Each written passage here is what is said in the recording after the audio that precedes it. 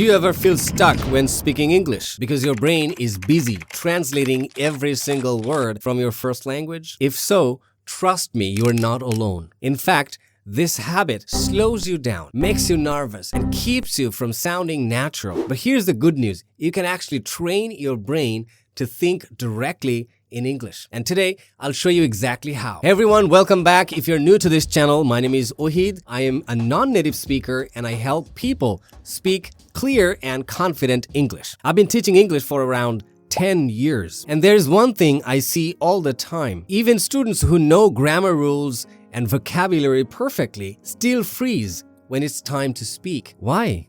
Because their brain is working double time. First in their own language and then into English. But here's the secret. If you want to sound more fluent, you need to cut out that translation step and build your inner voice in English. That's what we're going to explore today, step by step. Let's start with the big question. Why should you even care about thinking in English? Think about it like this. Imagine you are running a race, but every few steps, you stop to tie your shoelaces. How does that feel? That's what translation does. It slows you down. When you think directly in English, on the other hand, conversations flow faster. Writing feels smoother, and you don't get stuck searching for the right words in your first language. Research shows that our inner speech, basically the voice in our head, usually works in the language we are most comfortable with. So if you switch that inner voice into English, you will start living more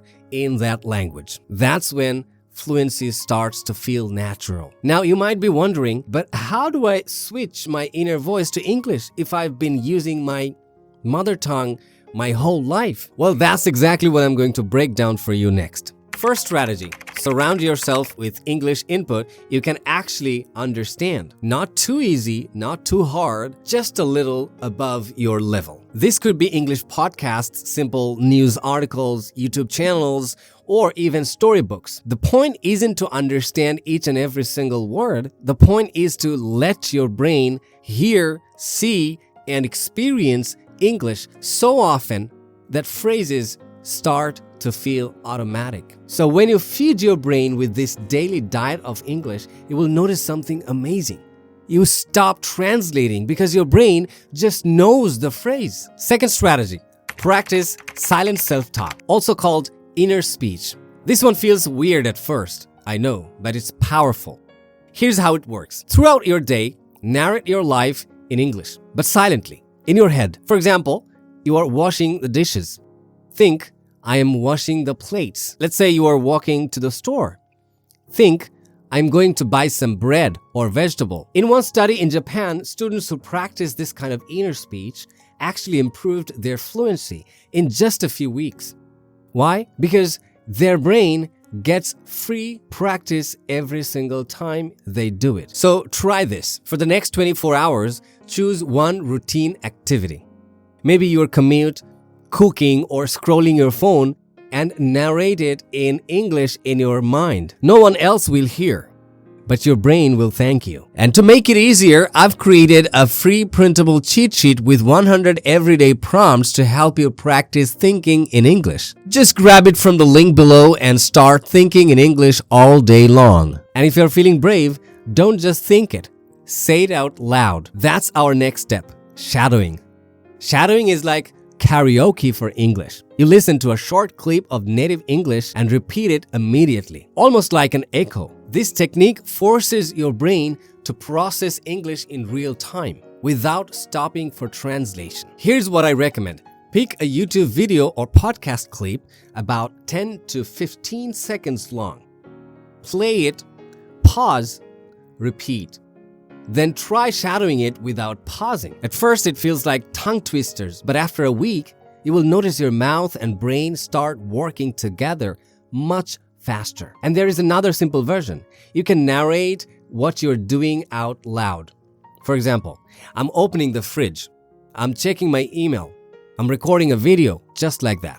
Yes, it feels silly, I understand, but it rewires your brain, your thinking pattern. To think in English, you need building blocks like words and patterns ready in your brain. Don't just memorize translation lists. Instead, learn words in contexts. Take the word hungry. Instead of thinking, what's hungry in my language, train your brain with the full phrase, I am hungry. Then notice the pattern, I am plus adjective.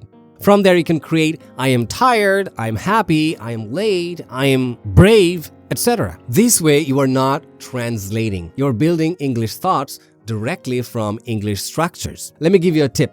Write mini diary entries in English every day, even 2 or 3 lines. Over time, you will start reaching for English first when you start speaking. Now, this is the hardest step.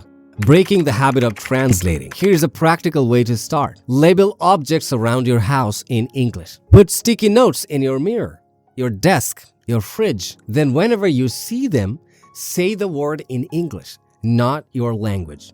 Over time, your brain links that object directly with the English word. You can also do some activities in English. For example, you can plan small tasks in English, like writing your grocery list in English. Think through how you would order food at a cafe.